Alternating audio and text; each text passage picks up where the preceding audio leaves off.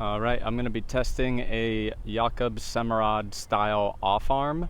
I'm not sure how you pronounce his name, but he kind of keeps his hand on his thigh during the whole time until it naturally, comes out for the anchor as part of the follow through.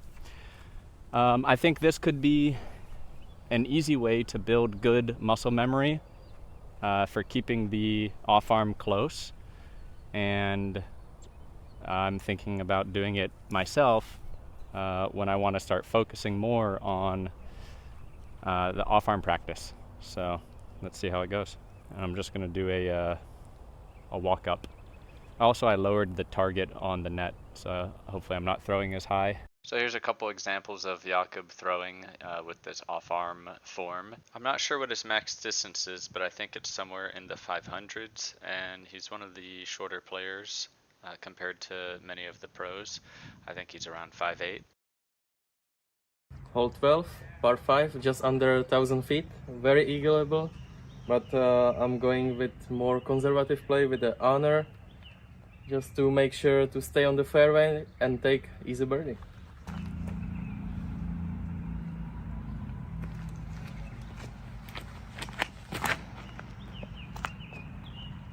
Oh yeah. Beat the tree. Yeah, it's gonna be a great spot. Yeah, that's perfect. So after a good drive, I'm almost on the perfect landing zone for an eagle. I have 460 feet. I think in the tournament I would go for a safe birdie down the right side, but now I'm gonna try to make an eagle with the understable getaway. And he's got some strokes to play with you guys, so he's doing this for y'all.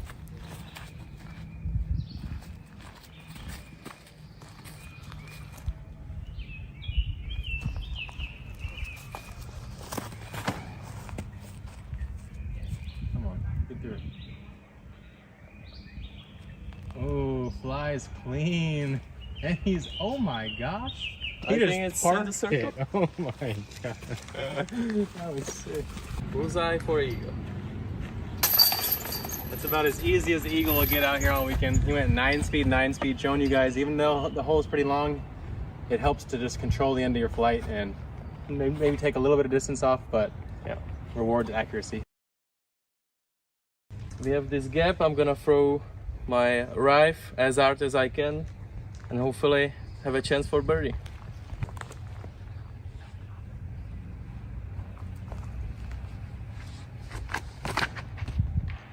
I think that can birdie.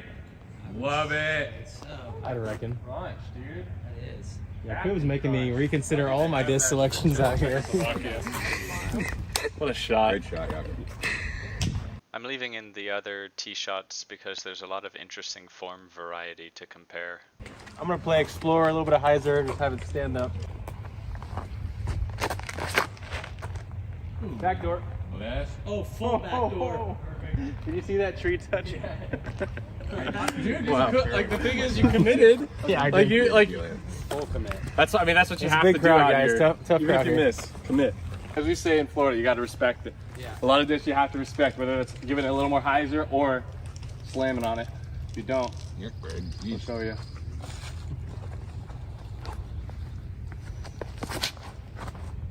That's Some respect. so pure. Couldn't. Halo Dynasty. All gas, no brake. Only goal is to throw it 1 foot past Jakub's. No chance. No, it's too low. Don't think a better ground play. Ooh. Oh, he did gap it. I think Jakub still got me. Yeah. He's thrown a couple drives today. They're the best drive I've seen on the hole. Oh,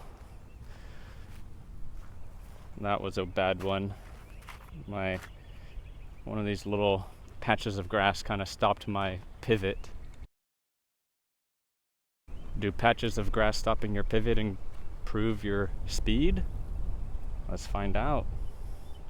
I got like 63, so.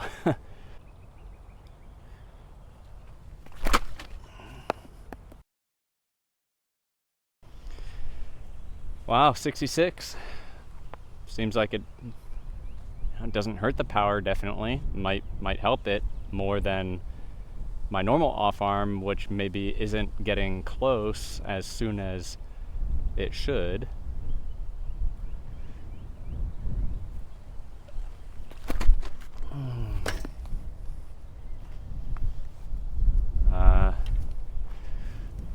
That one, my form felt weird. I don't know what I did. I messed up some timing, I think.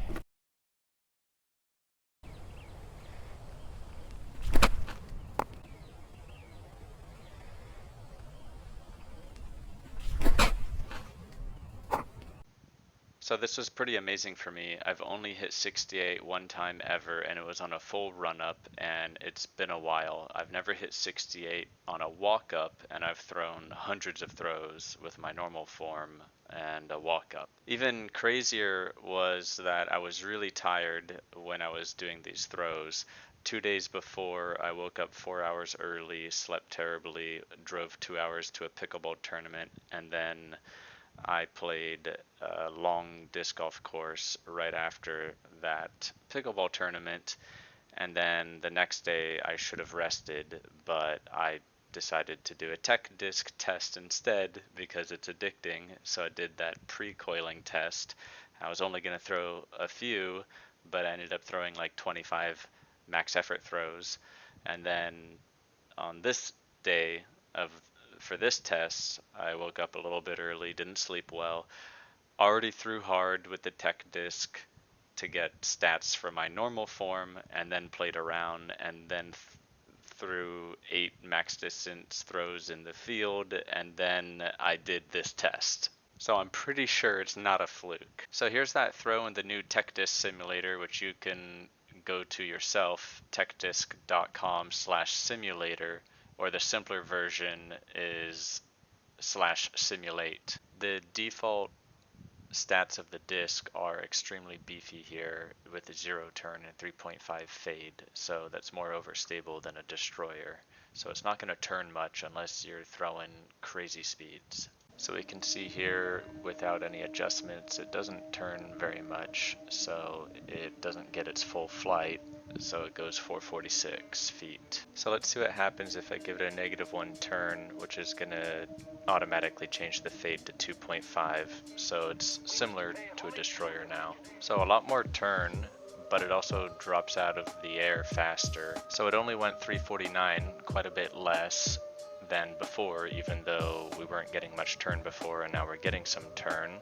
So this much nose down, -5.4 at this launch angle of 7.8 actually becomes a problem when you get some turn. It's easier for it to turn when it's nose down, but if it turns just a little too much at this low of a nose angle and launch angle, the disc is tilted too much and it loses its glide really quickly because there's not as much air catching underneath the flight plate. But with the higher launch angle, it'll have enough height to balance out the turn and keep gliding.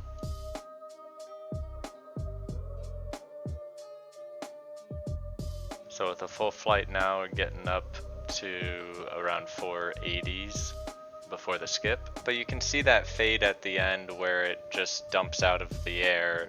It's possible to get slightly more forward push with just a tiny bit more turn so it doesn't dump as much at the end, but TechDisc doesn't let me adjust the turn in small enough increments, so it'll burn over if I increase the turn, unless I have also the perfect amount of increase in hyzer to not burn over, but have just a little bit more turn, or a tiny bit less hyzer to get just a tiny bit more turn.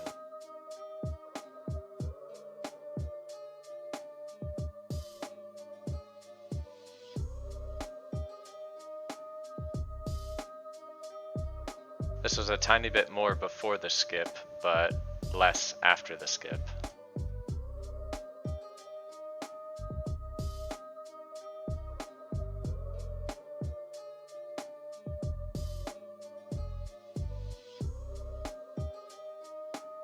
With the original throw stats, let's see what happens if I give it just barely nose down. Before I had to increase the launch angle because I was negative 5.4 nose down, but this slightly nose down angle works well with this medium launch angle. But with this higher nose angle but still slightly nose down, it didn't turn as much. So there's some potential to increase the distance if it doesn't fade too soon.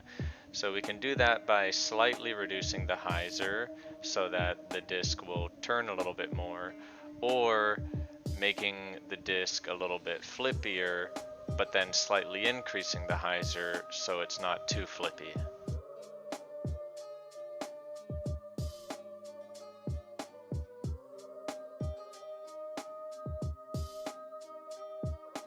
So it's actually a little shorter. We're losing some glide again from the turn. So if we increase the launch angle a little bit, wow, I can't believe it's not plastic. It flies just like it. So it does feel a little bit awkward because of the off arm is kind of used as a balancing aid. So it feels a little bit unnatural, but even with it on your thigh, you can kind of move your arm around a little bit, so it's not that bad.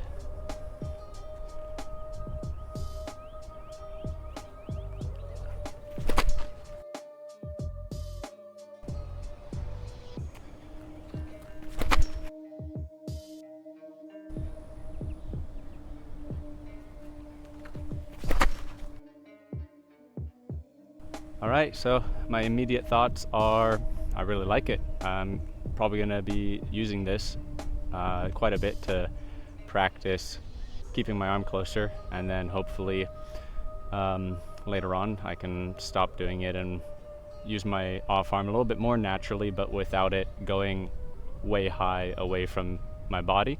Alright, so overall I was able to access my highest speeds I've ever thrown more often in this test and with a walk up instead of a run up. The average speed was half a mile per hour faster than with my normal form, but the recent test with my normal form earlier that day, I only threw like 4 hard throws because I was trying not to throw too much. I'm pretty excited to keep testing this out and see if I can possibly get a new speed PR. I'm also kind of surprised that you don't hear the advice to do this with your off arm for people who are practicing their form more often.